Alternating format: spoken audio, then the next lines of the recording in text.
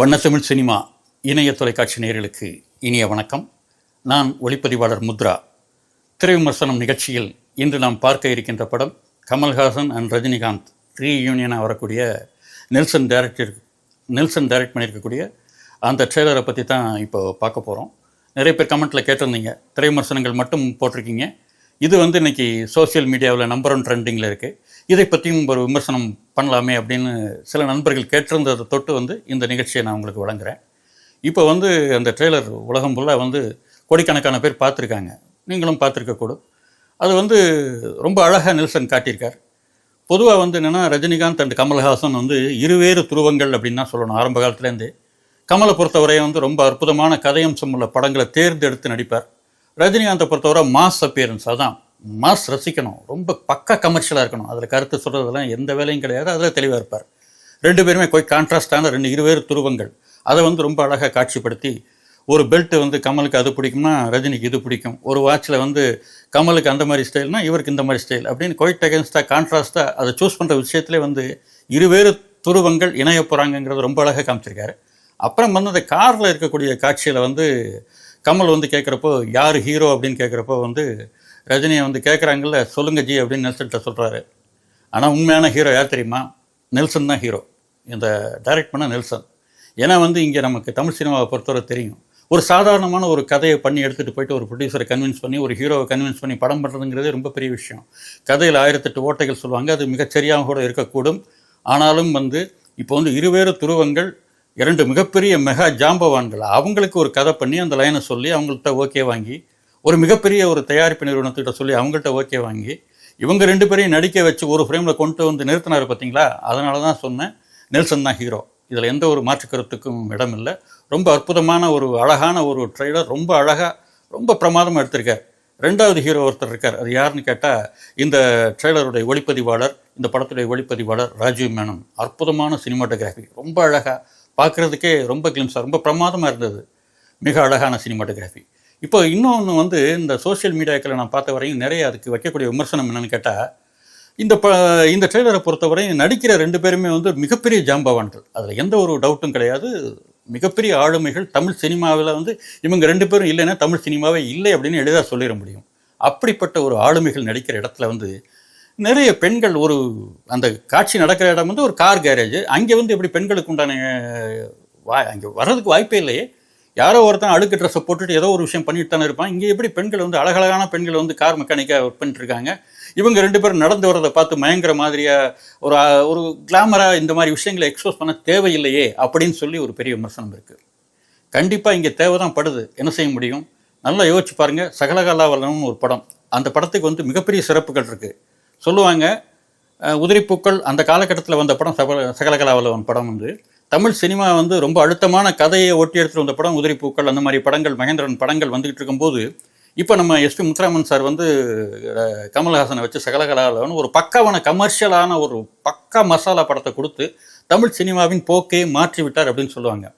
ஆனால் உண்மை அதுவான்னா சொல்ல முடியாது. ஏன்னா மக்களுடைய ரசனை தான் இன்றைக்கி இருக்குது. அந்த படத்திலே நீங்கள் ஆட்டம் பாட்டம் கொண்டாட்டம் முக்கியத்துவம் கொடுத்தான்னு எடுத்தீங்க. அதில் சில்க் ஸ்மிதாவை வச்சு நேத்ராத்திரி அம்மாங்கிற ஒரு பாட்டு இருக்குது, அது தேவையில்லையே. ஆனால் அந்த பாட்டு ரசிக்கப்பட்டது இல்லை, மிக பெருசாக ரசிக்கப்பட்டது. அந்த படத்தோட புல்லிங்க்கு அது கண்டிப்பாக அந்த பாட்டு தேவைப்பட்டது தானே. ஸோ இன்றைக்கி நேற்று இல்லை, எப்போதுமே இங்கே நமக்கு கிளாமருங்கிறது தேவைப்படுது. அப்புறம் அந்த சகலகலாவலனை பற்றி இன்னொரு விஷயம் சொல்லணும்னு கேட்டிங்கன்னா, உலகத் தமிழர்களால் அதிகம் கேட்கப்பட்ட பாட்டு அந்த new year song, happy new இயர்ங்கிற ஒரு பாட்டு வரும் பார்த்தீங்களா? அற்புதமான சாங். இன்றைக்கும் உலகத்தில் எங்கே நியூ இயர் கொண்டாட்டம் நடந்தாலும் தமிழர்கள் போடக்கூடிய ஒரே பாட்டு அந்த பாட்டு தான். ராஜா கம்போஸ் பண்ணி எஸ்பிபி பாடி அற்புதமாக கமல் டான்ஸ் பண்ணி ரொம்ப அழகான ஒரு பாட்டு. அது இன்றைக்கி வரைக்கும் நின்று பேசக்கூடிய ஒரு பாட்டு. இளையராஜாவே நான் இந்த பாட்டை போட்டேன்னு ரொம்ப பெருமைப்பட சொல்லுவேன்னு சொன்ன ஒரு பாட்டு. இன்னொன்று, அந்த பாட்டுக்கிட்ட ஏவிஎம் சரவணன் சார்ட்ட பேசும்போது அவர் சொல்லுவார், இந்த பாட்டு முதல்ல சாதாரணமாக இப்போ பாட்டு இப்படி தொடங்குது இல்லையா, இளமை இதோ இதோ அப்படிங்கிற மாதிரி தான் அந்த பாட்டு இருந்தது. அப்படி தான் அதை ரெக்கார்ட் பண்ணியிருக்கணும். எஸ்பிபி வந்த உடனே அவர் கேட்குறாரு என்னென்னா, இந்த பாட்டு நியூ இயரில் தானே வரப்போகுது, கமல் பாடுற மாதிரி தானே இருக்க போகுது. இப்போ வந்த உடனே ஸ்ட்ரைட்டாக பாட்டுக்கு போகிறத விட wish you happy new year நான் ஒரு சேர்ஃபுல்லாக அப்படி சொன்னால் நல்லா இருக்குமான்னு கேட்கும்போது எல்லாருக்கும் அது பிடிச்சிருந்தது. டைரக்டர்லேருந்து இளையராஜா அத்தனை பேருக்கும் பிடிச்சிருந்தோம். அப்படி ஸ்டார்ட் பண்ணிடலாம் அப்படின்னு சொல்லி போய் அப்படி பண்ணப்பட்ட பாட்டு தான் இன்றைக்கி வரைக்கும் அது சரித்திர சான்றாக நிற்கிது. அந்த பாட்டுக்கு நிகராக இன்றைக்கி நியூ இயர் சாங்க்கு நிறைய பேர் ட்ரை பண்ணால் கூட முடியல. ஆக இந்த கவர்ச்சிங்கிறது வந்து தமிழ் சினிமாவுக்கு தேவைப்படுது. இந்த கவர்ச்சி தேவைப்படலை அப்படின்னு நம்ம சொல்ல முடியாது. இன்றைக்கி எவ்வளோ பெரிய ஜாம்பவான்களாக இருந்தாலும் இந்த கவர்ச்சி இல்லாமல் ஒரு படத்தை சாதாரணமாக பண்ணிட முடியாது அப்படிங்கிறதுக்கு இந்த ட்ரெய்லரே ஒரு சான்று. அப்புறம் இந்த கமல்ஹாசன் அண்டு ரஜினிகாந்த் இந்த ரீயூனியன் இப்போ என்ன அவசியம்? எத்தனையோ டைரக்டர் முயற்சி பண்ணி பார்த்தாங்கல்ல. பெரிய பெரிய டைரக்டர்ஸ் எல்லாம் இவங்க 2 பேரையும் வச்சு படம் பண்ணணும்னு பார்த்தாங்க. அப்போ நினைத்தாலே இனிக்கும்னு சொல்லி லாஸ்ட்டு படம் அவங்க பண்ணும்போது அவங்க 2 பேரும் முடிவு பண்ணி பிரிகிறாங்க. இனிமேல் நீங்கள் தனியாக படம் பண்ணுங்கள், நான் தனியாக படம் பண்ணுறோம், 2 பேரும் சேர்ந்து பண்ண வேண்டாம்னு அவங்க ஒரு முடிவெடுத்து பிரிகிறாங்க. அந்த சந்தர்ப்பம் நல்ல சந்தர்ப்பமாக வாங்கி 2 பேரும் மிகப்பெரிய உயரத்துக்கு போனாங்க. இப்போ திருப்பி இணைய மாட்டாங்களான்னு ஒரு மிகப்பெரிய ஒரு ஆச்சரியக்குறி நம்ம ரசிகர்கள்ட்ட இருக்குது. ஆனால் வந்து என்னென்னா அப்படி இப்படி சங்கர்லேருந்து நிறைய பேர் பேசி பார்த்தாங்க. சங்கர்லேருந்து லோகேஷ் கனகராஜ்லேருந்து நிறைய பேர் முயற்சி பண்ணாங்க. பழைய டைரக்டர்ஸ்லாம் நிறைய பேர் முயற்சி பண்ணாங்க. நம்ம KS ரவிக்குமார் சார்லேருந்து நிறைய பேர் வந்து இவங்க 2 பேரையும் சேர்த்து ஒரு படம் பண்ணிடணும் அப்படின்னு சொல்லி முயற்சி பண்ணாங்க. ஆனால் கதை அமையலன்னு அவங்க சொன்னால் கூட எனக்கு அதில் பெரிய உடன்பாடே கிடையாது.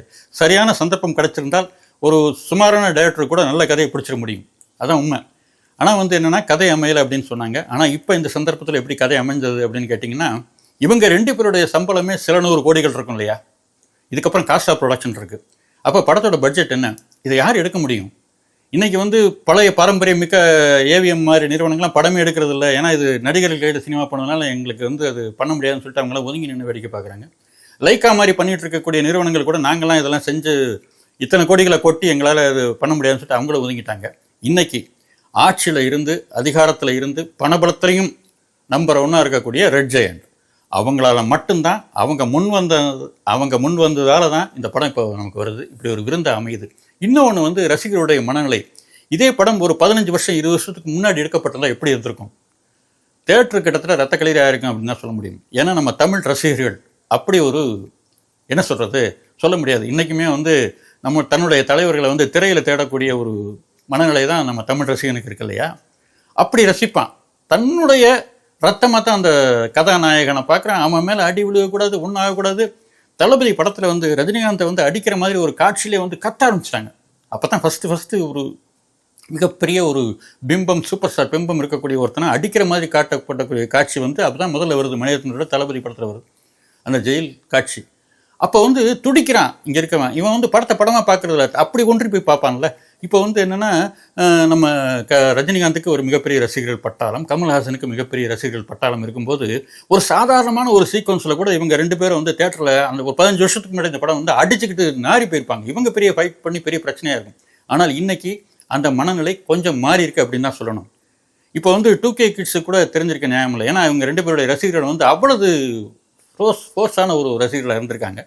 இப்போ இன்றைக்கி இருக்கக்கூடிய ரசிகர்கள் இன்றைக்கி தீவிரமாக நம்ம ரஜினிகாந்தோட ரசிகர்கள்லாம் இருக்கக்கூடியவங்களுக்குலாம் கிட்டத்தட்ட என் வயசுக்கு மேலே இருக்கும். கிட்டத்தட்ட என்னென்னு கேட்டிங்கன்னா 50-55 தாண்டி தான் இருப்பாங்க. அவங்க தான் ஒரு காலத்தில் ரஜினிகாந்தோட தீவிரமான ரசிகர்கள்லாம் இருந்தாங்க. இவங்கெல்லாம் இப்போ வெளியே வந்துட்டாங்க. அவங்களோட குடும்ப பொறுப்புகள் அப்படின்னு இருப்பாங்க. தான் 2K கிட்ஸ் அவரை வந்து ஒரு சூப்பர் ஸ்டார் அப்படிங்கிற அந்தஸ்தில் பார்க்குறாங்க. அவ்வளோதான். கமல்ஹாசன் ஒரு நடிகருங்கிற நிலைமையில் பார்க்குறாங்க. இப்போ இந்த ஒரு காலகட்டம் இப்படிப்பட்ட ஒரு மனநிலையில் இப்போ இவங்க 2 பேரும் நடிச்சதா எப்படி இருக்கும் அப்படிங்கிறது ஒரு சந்தர்ப்பம். கண்ணதாசன் சொல்வார், கடவுளுடைய மறுபெயர் சந்தர்ப்பம் அப்படிம்பார். அப்படி கடவுளே ஒரு சந்தர்ப்பத்தை அமைச்சு கொடுத்து அதுக்கு ஒரு ப்ரொடக்ஷன் கம்பெனி இப்படி ஒரு ஜாம்பவான்களை இணைச்சி எடுக்கக்கூடிய சந்தர்ப்பம் நெல்சன் கிடச்சிருக்கு. ரொம்ப அற்புதமாக பிரமாதமாக பண்ணியிருக்கார். ட்ரெய்லரை பொறுத்தவரையும் படம் பார்ப்போம். அத்தனை பேருக்கும் விருந்து படைக்கக்கூடிய ஒரு படமாக, ரொம்ப பிரமாதமான ஒரு படமாக அமையும் தான் நான் நினைக்கிறேன். கண்டிப்பாக ட்ரெய்லரில் இருந்த அத்தனை எதிர்பார்ப்புகளும் படத்தில் வந்து பூர்த்தி செய்யப்படும். படமும் ஒரு மிகப்பெரிய ஒரு தமிழ் சினிமா வரலாற்றில், ஏன் உலக சினிமா வரலாற்றிலே ஒரு முக்கியமான ஒரு படமாக இருக்க போகுது. அதையும் நம்ம தியேட்டரில் பார்த்து கொண்டாடலாம். மீண்டும் இது போன்ற திரை விமர்சனத்தில் உங்களை சந்திக்கின்றேன். நன்றி, வணக்கம்.